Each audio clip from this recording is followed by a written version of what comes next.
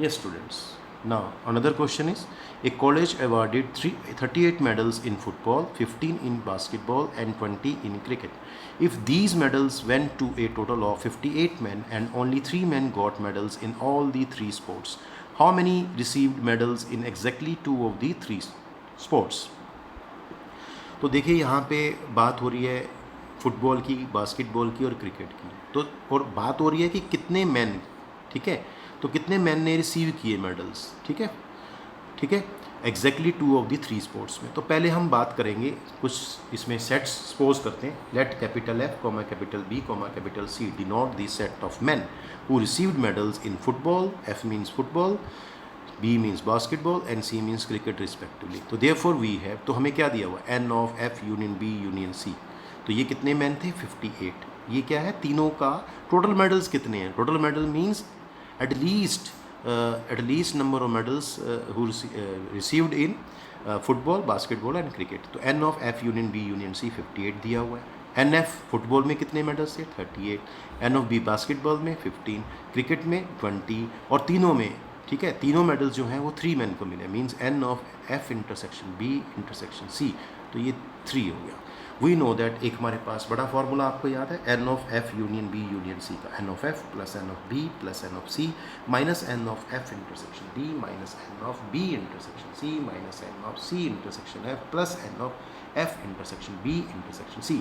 तो आप इन सब की वैल्यू यहाँ पुट कर देंगे। इसकी वैल्यू 58 है, इसकी 38, इसकी 15, इसकी 20, और इस तीनों में से इनकी वैल्यू मेरे पास नहीं है, तो इनकी इसमें से माइनस कॉमन ले लेंगे। माइनस कॉमन आ गया, तो N of F intersection B plus N of B intersection C plus N of C intersection F, और ये प्लस 3 हो गया। इस पार्ट को आप इधर शिफ्ट कर देंगे और इस वैल्यू को आप यहाँ शिफ्ट कर देंगे। तो जब सॉल्व करेंगे तो आप देखेंगे इन तीनों का सम मिल जाएगा मुझे, N of F intersection B plus N of B intersection C plus N of C intersection F। तो ये 18 आएगा सॉल्व करने के बाद। इसको आप फर्स्ट इक्वेशन मार्क कर देंगे। This is the most important question, तो ध्यान रखना, बहुत ही अच्छा क्वेश्चन है। अब हम वेन डायग्राम एक बनाते हैं, लेकिन इसमें रेक्टेंगल नहीं बनाएंगे क्योंकि यहाँ पे यू की बात नहीं हो रही है। तो हम सिंपली तीनों सेट्स का आपस में रिलेशन देख लेते हैं। तो ये इंटरसेक्टिंग सर्कल्स बनेंगे, और हमें पूछा गया था क्या, number of man who received medal in exactly 2 of the 3 sports. Exactly 2, 3 का कॉमन नहीं होना चाहिए, तो इन दोनों का कॉमन ये पार्ट है, लेकिन थर्ड कॉमन नहीं होना। एग्जैक्टली 2 का मतलब FB का कॉमन पोर्शन, पर उसमें C नहीं होना चाहिए, तो ये पार्ट हो गया। ऐसे इसमें से ये पार्ट हो जाएगा, इन दोनों का ये पार्ट हो जाएगा। तो यहाँ जो आपके एलिमेंट्स होंगे, ठीक है, उनका सम करना है आपको, यहाँ यहाँ। तो रिक्वायर्ड नंबर ऑफ मैन, तो हम सीधा लिख देंगे रिक्वायर्ड नंबर ऑफ मैन, ठीक है। वो कौन से होंगे, जो यहाँ यहाँ और यहाँ पे, ठीक है, एलिमेंट्स आपके लाइन करेंगे, उनका सम।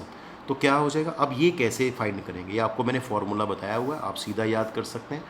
अगर आप सीधा याद कर लेंगे तो वेन डायग्राम की रिक्वायरमेंट नहीं है, और अगर आप वेन डायग्राम से करना चाहें तो देखो बहुत easy, F intersection B, N of F intersection B में ऐड करेंगे N of B intersection C, फिर उसमें ऐड करेंगे N of C intersection F। Add हो गया, लेकिन हुआ क्या, हमें ये चीज़ चाहिए थी, लेकिन ये पार्ट इसमें भी आ गया, इसमें भी आ गया, इसमें भी आ गया, 3 बार एक्स्ट्रा ऐड हो गया।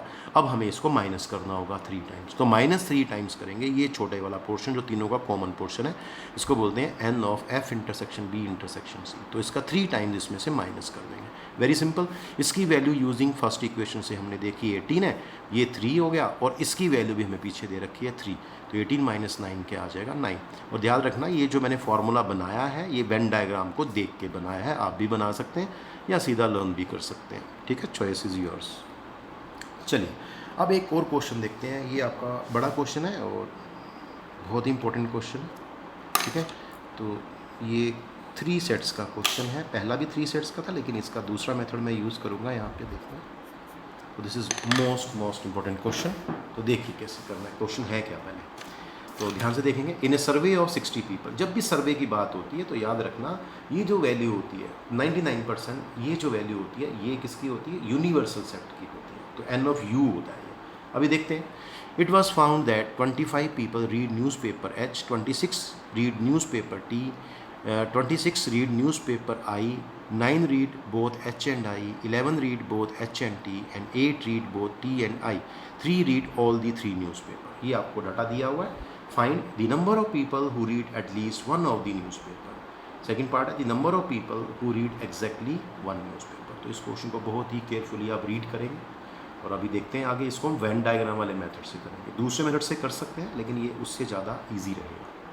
तो चलिए थोड़ा सा आपको प्रैक्टिकली इसको लिखना होता है और प्रेजेंटेशन भी आपको थोड़ी सी ठीक देनी होती है, क्योंकि ये नहीं रफ कर लिया। और बहुत सारे स्टूडेंट्स क्या करते हैं, यहाँ ABC ना लेके इसको एक ही लाइन में 2 लाइन में करने की कोशिश कर देते हैं। तो इस तरह से नहीं करना, क्योंकि ये 4 मार्क्स का क्वेश्चन आता है मिनिमम। ठीक है, तो जैसे मैं बता रहा हूँ इसी वे में चलना होगा। Let capital U denote the set of served people. ठीक है, let capital A, B and C denote the set of people who read newspaper H, T and I respectively. ठीक है, ये वर्ड पूरा लिखना है आपको रिस्पेक्टिवली। फिर वेन डायग्राम बनाएंगे, 3 इंटरसेक्टिंग सर्कल्स होंगे। अब रीजन्स कैसे डिफाइन करना है, तो याद रखना पहला रीजन ये वाला है जिसमें सिर्फ A है। ठीक है, इसको मैंने A दे दिया रीजन, इसमें A एलिमेंट्स है, और इसमें इसको नाम दे दिया इस रीजन का, ये छोटे से रीजन का B, ऐसे यहाँ पे C, इस रीजन का D, इसका E, इसका F, इसका G, और ये जो इनके बाहर का रीजन बचा U का जो पार्ट है उसको मैंने H कह दिया। ठीक है, स्टार्ट करते हैं। Let A, B, C, D, E, F, G, H denote the number of people in the respective regions of above Venn diagram. ठीक है, तो बस इतना ही लिखना है। देयरफॉर वी आर, तो NU की वैल्यू क्या है 60 पीपल दे रखे थे। N ऑफ A का मतलब क्या होगा यहाँ पे, ये देखो, ये पूरा सेट, इसमें कितने एलिमेंट का सम होगा, A plus B plus D plus C, तो A plus B plus D plus C, ये आपको क्वेश्चन में 25 दिया हुआ था। N ऑफ B, ऐसे N ऑफ B में किन एलिमेंट्स का सम होगा, D plus C plus E plus F, ये 26 दिया हुआ था। N ऑफ C का मतलब ये वाला है जो सेट है, इसके एलिमेंट्स का सम D plus E plus F plus G, तो ये 26 हो गया। N of A intersection B, A और B का इंटरसेक्शन क्या है, ये पार्ट, इसमें किसका सम होगा, B प्लस C, ये 11 दिया हुआ है।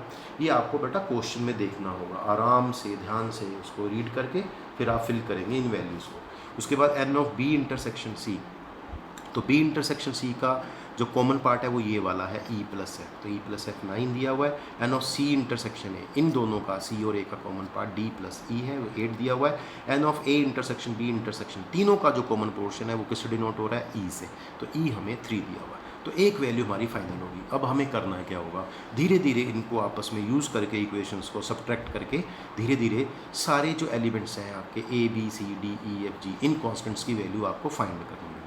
तो इसको इक्वेशन मार्क कर दीजिए, 1 2 3 4 5 6 7, you have 7 equations and you have to find the value of 7 constants A B C D E F G। ठीक है, H की वैल्यू हम लास्ट में देखेंगे, फिलहाल हम 7 इक्वेशंस की बात करेंगे, H की बात फिलहाल नहीं करेंगे। देखिए चलिए, तो इक्वेशन 6 माइनस इक्वेशन 7 अगर हम करते हैं 6 इक्वेशन में 7 को, तो D5 आ जाएगा। इक्वेशन 5 में से अगर इक्वेशन 7 को माइनस करेंगे तो F की वैल्यू 6 आ जाएगी। इक्वेशन 4 में से इक्वेशन 7 को माइनस करेंगे तो B की वैल्यू 8 आ जाएगी। ठीक है, अब इक्वेशन 3 में 4 वैल्यूज़ हैं, तो इसको भी सॉल्व करते हैं। इक्वेशन 3 इंप्लाइज, तो यहाँ वैल्यूज़ डाल देंगे रिस्पेक्टिव वैल्यू, पहली फर्स्ट आएगी 5, फिर 3, फिर 6, फिर G, तो इसको सॉल्व करके G की वैल्यू 12 मिलेगी। Equation 2 implies 8 plus C plus 3 plus 6 26, solve करके C की वैल्यू 9 आएगी। Equation 1 implies A plus 8 plus 5 plus 3 equal to 25, इसको सॉल्व करके A की वैल्यू 9 मिल जाएगी। बस जैसे ही आपको ये 7 वैल्यूज़ मिल जाए तो आप कुछ भी लिख सकते हैं, कोई भी क्वेश्चन का आंसर दे सकते हैं। तो जैसे required number of people, first part में क्या था, तो ध्यान रखना फर्स्ट पार्ट में था at least one of the newspaper who read, number of people who read at least one of the newspaper. At least one जब भी वर्ड आता है तो उसका मतलब उनका यूनियन होता है सेट्स का, तो क्या आएगा N of A union B union C।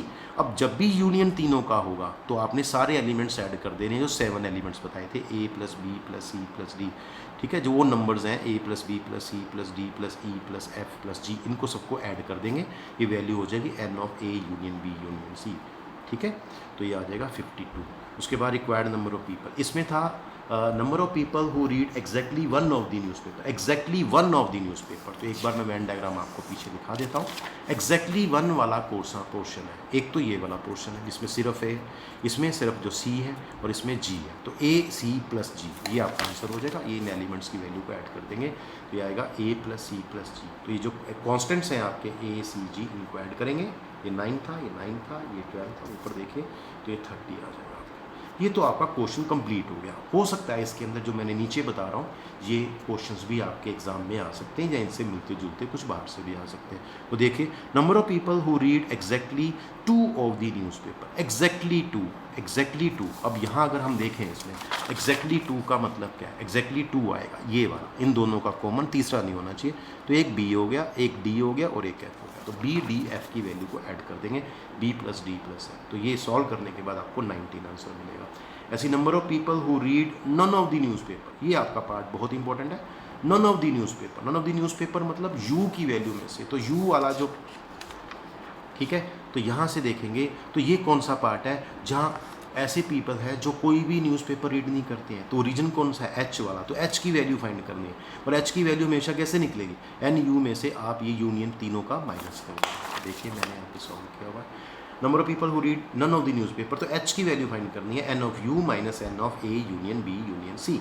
तो एन ऑफ यू हमें 60 दिया था और इसकी वैल्यू हमने यहाँ फाइंड की है, देखो 52, ये 52 माइनस हो जाएगा, 8 आंसर है। Number of people who read newspaper H and I but not T, H और आई रीड करते हैं लेकिन आई को रीड, टी को रीड नहीं करते हैं। तो ये कौन सा पार्ट है, एच और आई को करते हैं लेकिन, एच और आई को करते हैं लेकिन टी को नहीं करते हैं। तो ये डी पार्ट होगा। तो डी की वैल्यू फाइंड करनी है आपको। तो डी की वैल्यू यहाँ पे आएगी, डी वो फाइंड था, ऊपर से देखिए आप। Number of people who read newspaper H only, जो सिर्फ एच को ही रीड करते हैं, ठीक है। तो किसकी वैल्यू फाइंड करनी होगी, ए की। तो आपको ए की वैल्यू, स्मॉल ए की वैल्यू फाइंड करनी है। देखिए इस तरह से स्मॉल ए की वैल्यू फाइंड होगी। तो बेटा इस तरह के 3 क्वेश्चन बन सकते हैं, 3 क्वेश्चंस, और इस तरह के भी 3 क्वेश्चंस बन सकते हैं, ठीक है।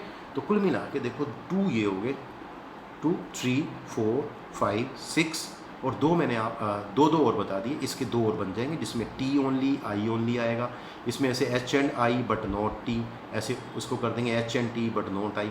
तो 2 पार्ट इसके बने। कुल मिला के इसके 10 क्वेश्चंस बन सकते हैं मैक्सिमम, ठीक है। कुल मिला के 10 क्वेश्चंस बन सकते हैं और आपके एग्जाम में इसमें से कुछ भी पूछा जा सकता है। तो ये कॉन्सेप्ट मैंने पूरा बता दिया आपको। इस तरह का कोई भी क्वेश्चन आता है बड़े आराम से आप कर पाएंगे, ठीक है। तो क्वेश्चन को बड़े ध्यान से आपको देखना है और कैलकुलेशन बड़े ध्यान से करनी है। कई बार क्वेश्चन मिस्टेक हो जाती है तो आंसर आपका गलत हो जाएगा। तो सारे जो वैल्यू हैं A B C D E F G H की, इन सब की वैल्यू आपको प्रॉपरली फाइंड करनी है। एच की वैल्यू तो सीधी ये ऐसे निकलती है, एच सीधा फाइंड नहीं होगा वहाँ पे, वहाँ गिवन है तो वहाँ से फाइंड कर सकते हैं। तो आपको A B C D E F G इन 7 कॉन्स्टेंट्स की वैल्यू प्रॉपरली फाइंड करनी होगी। तो आप कोई भी क्वेश्चन इस तरह का कर सकते हैं।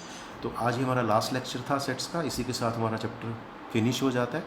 तो प्लीज़ ध्यान से करें, असाइनमेंट आपको मिल जाएगी, प्रॉपरली असाइनमेंट्स करनी है, नोट्स आपको सारे मिल गए, प्रॉपरली रिवाइज करिए उनको। और नेक्स्ट लेक्चर में हम कुछ नया चैप्टर स्टार्ट करेंगे। चलिए, थैंक यू।